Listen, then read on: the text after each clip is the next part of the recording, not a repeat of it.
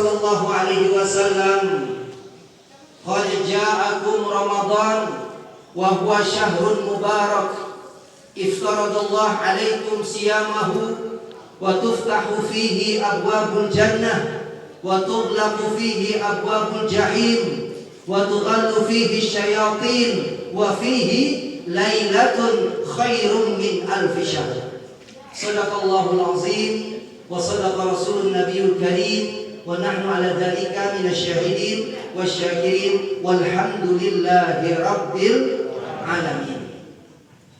Ma'asyiral muslimin wa zumratal mu'minin, para shaimin dan shaimat rahimakumullah.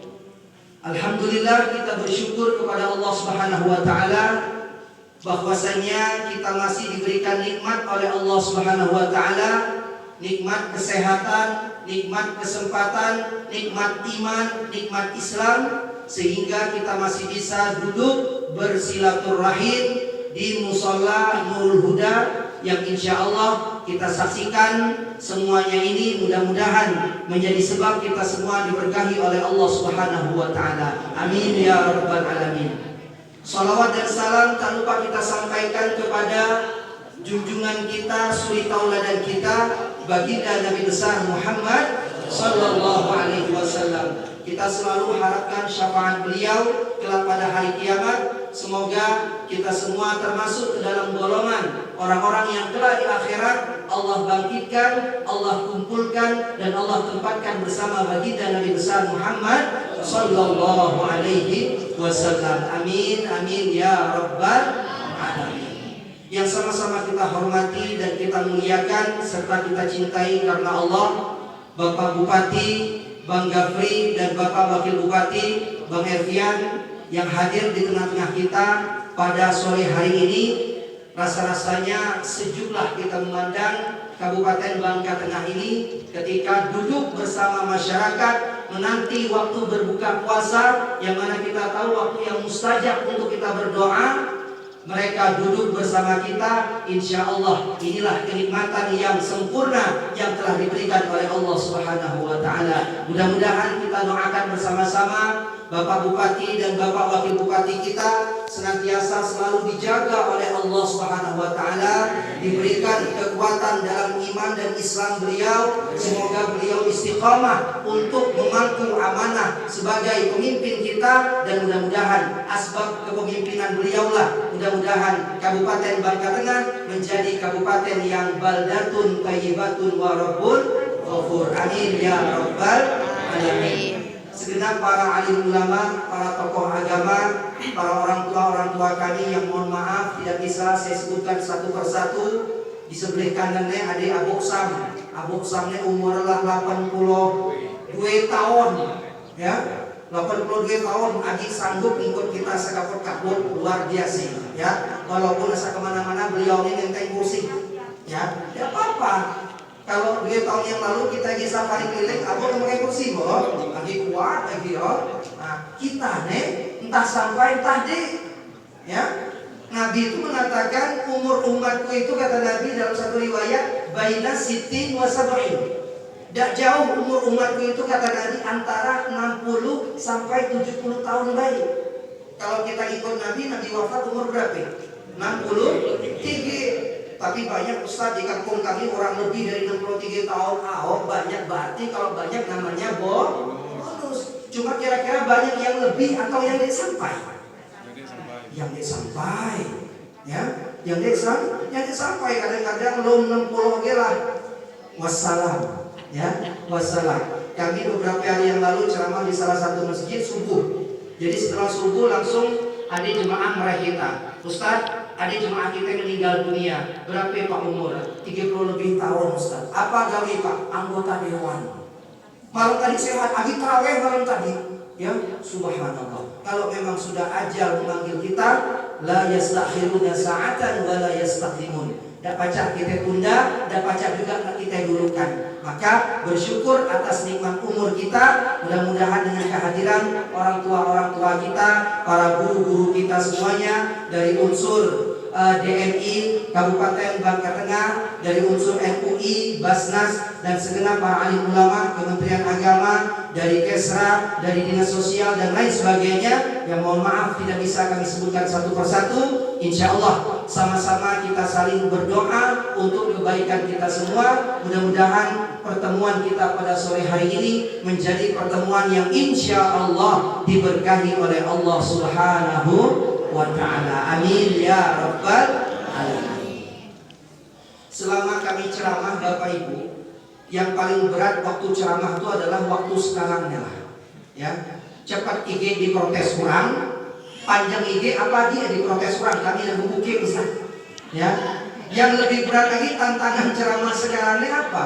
Yaitu menghadapi momen-momen berbuka puasa. Ya, mungkin otak kita ini isilah sebili azan maghrib nih, lah radang rekong nih, ya, lah lapar perut nih. Kita bikin dengar ceramah pulih, ceramah yang berat-berat pulih, lah sudah gabi.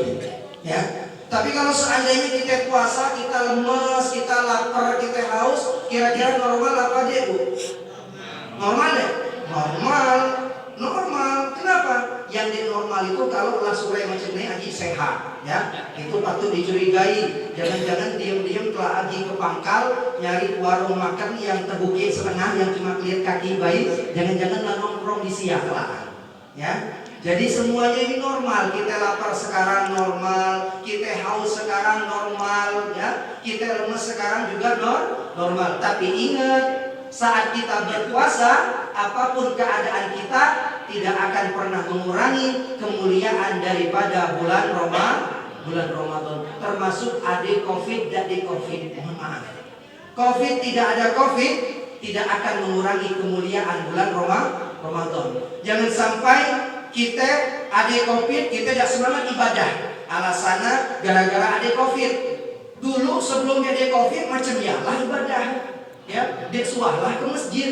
Jadi tidak cocok yang macam itu. Jadi bagaimana? Kita harus menghargai apa yang Allah telah berikan kepada kita, sehingga kita bisa memanfaatkan waktu untuk beribadah kepada Allah Subhanahu wa ta'ala. Bapak Ibu jamaah sekalian yang dimuliakan Allah Subhanahu wa ta'ala, puasa itu memberikan hikmah yang begitu banyak. Kalau kita kaji dari sekarang, baca-baca, ketemu jam 10 malam telah baru selesai. Ya, jadi kurang pembahasan. Kenapa? Karena banyak sekali hikmah daripada syariat puasa yang telah diperintahkan Allah kepada kita. Maka dalam kesempatan ini saya tidak mau berpanjang kalam. Kita nanti siapkan waktu sekitar 10 menit sebelum azan maghrib. Kalau tidak salah hari ini di Pangkal Pinang itu azan maghrib itu pukul 17.58 kalau tidak salah, ya. Ini jamnya lambat gak ya? Ya, lambat. 17.34 berarti sekitar 15 menit lagi, ya, atau 14 menit lagi. Jadi dalam kesempatan ini kita nanti porsikan untuk bermunajat kepada Allah Subhanahu wa ta'ala. Kenapa? Karena di bulan Ramadan ini Bapak Ibu yang dimuliakan Allah, ada dua waktu yang doa kita sangat mustajab di sisi Allah, ya. Doa kita sangat mustajab di sisi Allah. Jadi apa minta kita, apa renyek kita, apa kemauan kita, apa cita-cita kita, mintalah kepada Allah di dua waktu yang mustajab ini. Yang pertama kapan? Waktu menjelang kita berbuka puasa. Ya, sebentar lagi. Itu adalah waktu yang mustajab untuk berdoa. Kenapa Ustaz? Apa dalilnya? Kita kan biasa ditanya orang dalil, benar ya? Dikit-dikit ditanya orang dalil, yang 11 ditanya orang dalil, yang terawih 23 ditanyalah dalil, yang sembahyang pakai kunut ditanyalah dalil, yang tahlil ditanyalah dalil, yang maulid Nabi ditanyalah dalil. Dek sudah kita urusan dalil terus, ya. Padahal dalil memang ada. Apa Ustaz yang menjadi dalil?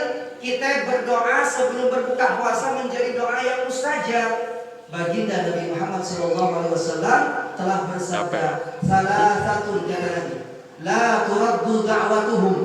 Ada 3 golongan kata Nabi, orang-orang yang kalau berdoa, doanya tidak akan ditolak oleh Allah Subhanahu wa ta'ala. Ada berapa Bu? 3 golongan. Pertama kata Nabi, siapa mereka? imamun adilun. Doa dari seorang pemimpin yang adil. Di tengah-tengah kita ini ada Pak Bupati, ada Wakil Bupati kita. Insya Allah kita yakin mereka adalah orang-orang yang amanah. Mereka adalah pemimpin-pemimpin yang adil insya Allah. Masuk gak Bu? Masuk ya. Kemudian yang kedua, doa yang tidak akan ditolak oleh Allah. Doa siapa? Da'watul mazlum. Doa dari orang-orang yang teraniaya.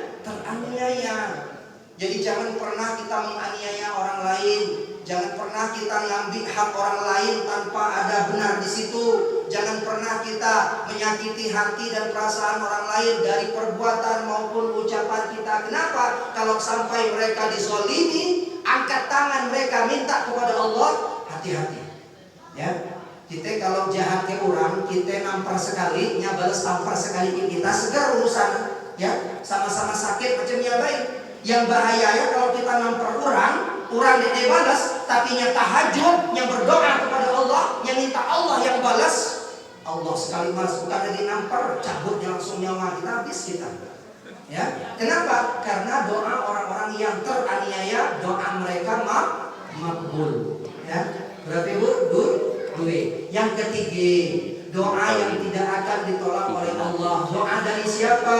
Kata Nabi, as-shaim hatta yuftir. Doa orang-orang yang berpuasa sampai dia berbuka puasa. Ya, jadi insya Allah kita di majelis ini kita ada pemimpin yang adil. Kita juga walaupun bukan orang-orang yang terzalimi, tapi kita ada di nomor yang ketiga. Kita dalam keadaan berpuasa. Insya Allah menjelang berbuka puasa kita berdoa kepada Allah. Doa kita akan diijabah oleh Allah Subhanahu wa ta'ala. Kami sedikit cerita Bapak Ibu. Kami dulu waktu di Mesir pernah diundang ke orang Mesir untuk buka puasa di rumah mereka. Jadi orang-orang Mesir ini kalau nengok kita orang Indonesia ini mereka senang ngajak makan. Ya, kalian benar kayak orang-orang Indonesia ini lapar terus. Ya. Tapi memang kita orang Indonesia kan paspor kita hijau. Jadi paspor hijau ini terjemahannya adalah negara yang berkembang. Bukan negara maju, bukan negara hebat, bukan.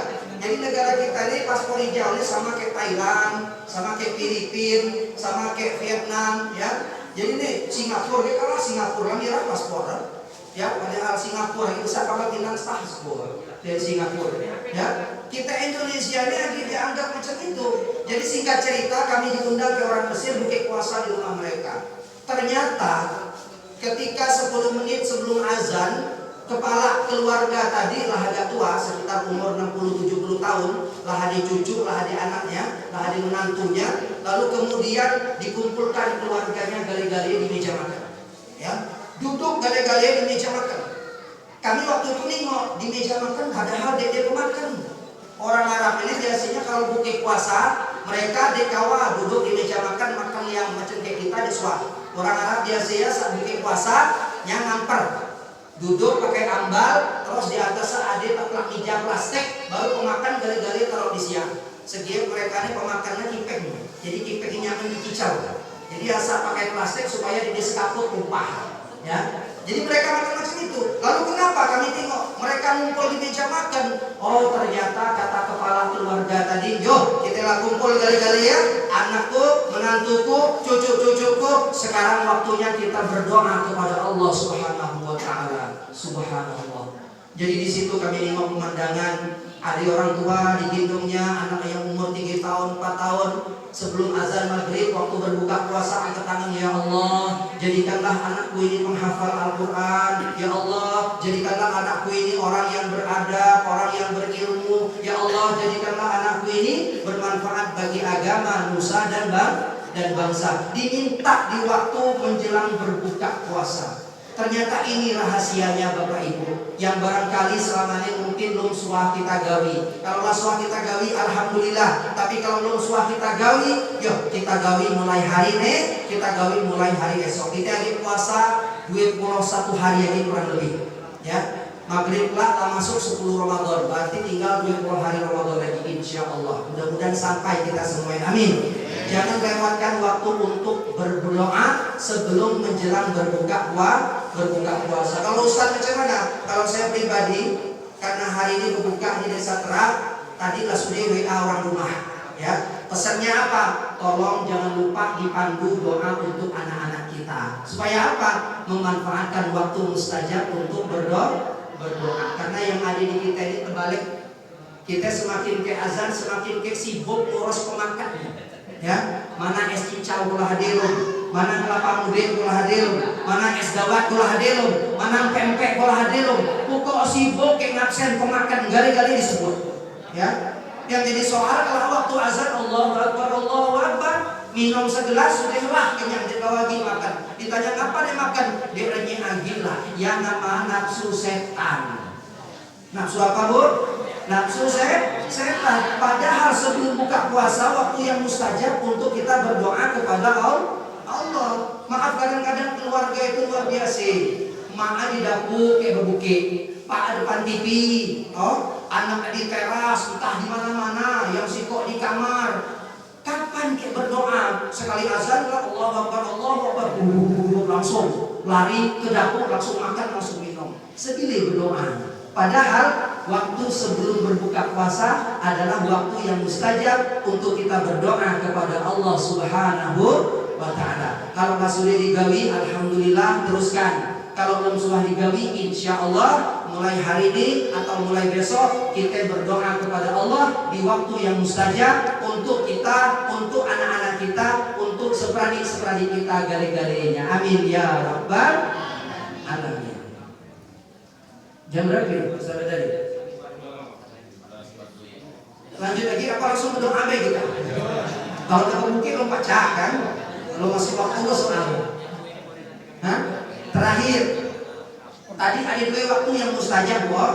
Yang ada disampaikan siko apa? Sebelum berbuka puasa. Yang kedua, yang kita dapat ilmu, yang ringan-ringan ibu ngaji. Kalau ibu bukit puasa, kalau diberi berat-berat lah, mutar-mutar kepala kita. Ya. Yang kedua, waktu yang mustajab untuk kita berdoa kepada Allah kapan? Yaitu masalah hutang liwatnya. Ya. Ditambahlah konsentrasi lah buyar. Jangankan yang duduk, yang berdiri di buyar, ya dapat dicatat. Apa isinya kira-kira? Ya, singkat saja ibu-ibu, bapak-bapak yang dimuliakan Allah. Yang kedua, waktu yang mustajab untuk kita berdoa adalah sebelum kita melaksanakan ibadah sahur. Kapan bu? Sebelum ibadah sahur. Kenapa sebelum ibadah sahur? Karena ibadah sahur itu ada di sepertiga malam. Ya, jadi bapak ibu sempatkan diri sebelum sahur lebih awal. Pernah ada bu menemukan ada orang dia bangun sahur. Alasannya Ustaz kami asal bangun jam 4 dia nafsu lagi makan tadi tidak macamnya. Ya, kalau ada yang macamnya ubah sikok. Bangun lebih awal sebelum sahur, sholat tahajud dulu 2 rakaat. Ya. Kenapa harus sholat? Karena sholat ini bu, kalau bahasa kita sekarang untuk melenturkan urat-urat kita. Kalau kita bangun tidur, belum cuci muka, belum gosok gigi, belum ngapa-ngapa, langsung ketemu kayak pemakan, senyaman apa pemakan kita dilaksu kita makan. Ya. Tapi kalau seandainya kita bangun tidur, lah berwudu, lah cuci muka, kemudian kita langsung bayang, sholat kita ini kan dari berdiri Allahu Akbar, ruku, sujud, semuanya ada gerakan yang untuk merelaksasi tubuh kita supaya lebih segar. Ya, kalau maksudnya semua yang tahajud, pasti nafsu makan sahur. Ya, jadi sahur itu bukan hanya sekedar makan minum, tapi sahur itu lebih ada keberkahan dari Allah. Tasaharu fa inna fis sahur barakah. Sahurlah kalian kata Nabi, karena di dalam sahur itu ada keberkahan. Makanya guru kami dulu di Mesir pernah mengatakan kalau ada orang yang mantap-mantap dia ingin sahur, itu berarti orang sombong namanya. Kami nanya, wahai Syekh, kenapa disebut orang sombong kalau orang yang tidak sahur? Sombong karena enggak mengambil keberkahan di waktu sahur. Makanya kata Nabi, sahurlah walaupun hanya dengan segelas air atau dengan sebutir kurma. Ya, karena sahur itu ada keberkahan. Apalagi di sepertiga malam tadi, masya Allah. Ya, Allah Subhanahu Wa Taala dalam hadis qudsi punya 3 janji bapak ibu di sepertiga malam. Ya, sepertiga malam ini kalau kita hitung jam dari jam 1 sampai adzan subuh itu sepertiga malam. Jadi kalau kita berdoa, sholat tahajud malam itu ada janji Allah di sepertiga malam. Apa janji Allah? Yang pertama kata Allah, wa idza yad'uni fa astajib lahu. Kalau di sepertiga malam ini kata Allah, ada hamba-hambaku yang berdoa kepadaku, fa astajib lahu, maka doanya itu akan aku ijabah kata Allah. Ya, ini yang pertama. Yang kedua janji Allah di sepertiga malam, wa idza yas'aluni fa u'ti lahu. Kalau di sepertiga malam ini ada hamba-hambaku yang minta keku kata Allah, kau beri apa yang dia minta. Ya, ini janji Allah. Yang ketiga kata Allah dalam hadis qudsi, apa janji Allah di sepertiga malam? Ini yang paling penting, Bu. Apa kata Allah?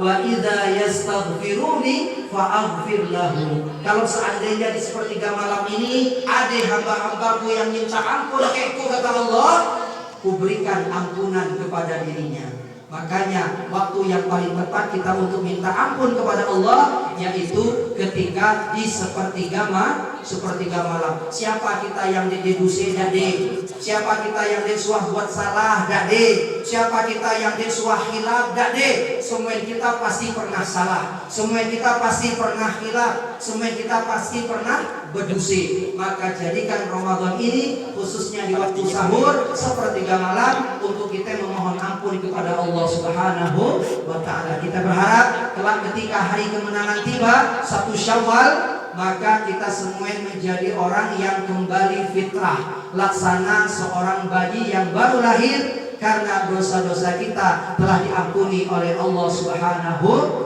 wa ta'ala. Demikian barangkali yang bisa kami sampaikan. Mari sebagai penutup kita sama-sama bermunajat kepada Allah Subhanahu wa ta'ala. Kita buka hati kita dengan ikhlas, kita tundukkan diri kita bahwasanya kita menyadari kita adalah hamba Allah yang lemah, kita adalah hamba Allah yang hina.